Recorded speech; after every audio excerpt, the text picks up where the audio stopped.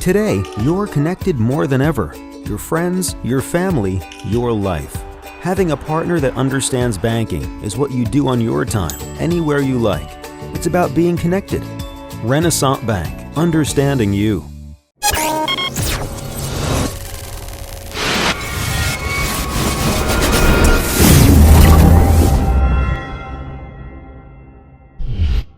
Sponsored by Renaissance Bank. Good morning, Northeast Mississippi. This is Newsbreak for Thursday, December 8th. I'm Brad Locke. Thanks for joining us. And Newsbreak comes to you every weekday at 7 a.m. You can watch it at djournal.com, on Facebook, YouTube, or the Daily Journal mobile apps for Apple and Android devices. Going to give you quick updates now on news, sports, and weather for Northeast Mississippi. Let's start with the Weather Underground forecast for today. Going to have mostly cloudy skies. High of 43, low of 24, 0% chance of rain. And the 3-day outlook for the weekend, Friday, clear skies, high of just 41 degrees, low of 23, 0% chance of rain. Saturday, clear skies, high of 46, low of 31, 0% chance of rain. Sunday, rain is possible. We've got a high of 53, low around 45, chance of rain is 20%. Let's take a look now at some of the top stories from the Daily Journal and djournal.com on this Thursday. The Tupelo City Council has abandoned a plan to urge the adoption of a new state flag. The issue has been raised numerous times over the past several weeks. Tupelo City Council President Len Bryan has promised since early November that the council would consider a formal resolution asking the state legislature to adopt a state flag, quote, that represents all people. However, during a meeting of the council on Tuesday, that proposed resolution was deleted without discussion from the council's study agenda. Bryan said they will wait and see what happens with the issue in the next legislative session, which starts January 3rd. Bryan has stated a desire to see a new state flag, but he said he doesn't want to bring such a controversial item up for a vote ahead of elections next spring. 6 of the 7 council members have indicated they would like to see a new state flag that does not contain Confederate imagery. Ward 6 Councilman Mike Bryan has not publicly supported a new flag design. Ward 7 Councilman Willie Jennings, one of the council's 2 black members, said instead of trying to persuade state leaders, he'd rather see Tupelo take the state flag down from municipal properties.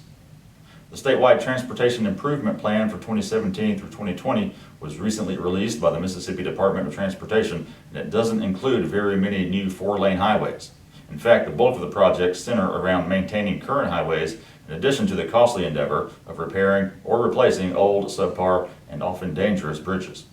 MDOT officials have been saying for some time that they barely have enough money to maintain the current transportation system. In North Mississippi, just 2 new 4-lane projects are underway, and they have been for some time. One is the 4-laning of a portion of State Highway 15 in Pontotoc County, and the other is the Interstate 269 corridor in Marshall and DeSoto counties. Northern District Transportation Commissioner Mike Taggart said replacing substandard bridges is a major expense for the department. Numerous bridges in Northeast Mississippi are slated to be repaired or replaced, such as on State Highway 245 in Lee County and on State Highway 178 in Itawamba County. And among the maintenance projects here are a $13.5 million project on Interstate 22 from U.S. Highway 45 to the Itawamba County line, and another $5.5 million project on I-22 east of Fulton. For the past decade, employees of Ashley Furniture Industries Mississippi plants have opened their hearts and their purse strings to Le Bonheur Children's Hospital. Ashley, one of the largest furniture companies in the world, has donated more than $120,000 to Le Bonheur through its $1 a Week program, in which employees make contributions through payroll deductions. On Wednesday at the Ashley plant in Ecru, company officials presented a check for more than $35,000 to the renowned Children's Hospital in Memphis. Le Bonheur Special Events Manager Connie Haygood expressed gratitude for the generosity of the Ashley employees. Ashley employs some 3,000 workers at its facilities in Ecru, Ripley, Saltillo, and Verona. The Ecru plant, which is the world's largest upholstered furniture manufacturing plant, was the company's first facility in Mississippi, opening in 1994. Le Bonheur Children's Hospital treats more than 250,000 children each year in a 255-bed hospital in Memphis. And in sports, there was a lot of basketball action on Tuesday night, but one game stood out from the rest: the Lafayette girls' 67-60 win against Ingomar. It was a nip-and-tuck, hard-fought game between 2 of the area's better teams, and it went into 5 overtimes. The game was tied at 41 at the end of regulation, and neither squad could find separation through the first 4 extra periods. In the 5th OT, Lafayette got a quick 3-pointer from Chelsea Allen and never looked back, outscoring the Lady Falcons 9-2 in the period. Ingomar coach Trent Adair called it a wild game, and Lafayette coach Shane Lindsay said it was the best game he's ever coached in. Lindsey's team overcame a 10-point first-half deficit, with Shania Buford's 21 points leading the offensive effort. Lauren Thompson led Ingomar with 19 points. Lafayette, a Class 4A school, improved to 5-0 in the season, while defending 2A state champ Ingomar fell to 7-1.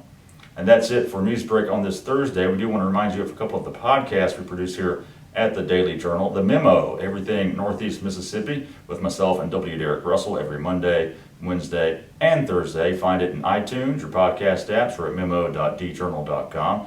And on Wednesday's episode, we had Zach Orsborn on to talk about a couple of local veterans and their memories of Pearl Harbor.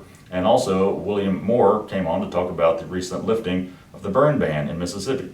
And also, check out the Double Coverage podcast, new episodes every Thursday, talking Ole Miss and MSU sports with Parrish Alford and Logan Lowry. So look for a new episode today and find that in iTunes, your podcast apps, or at doublecoverage.djournal.com.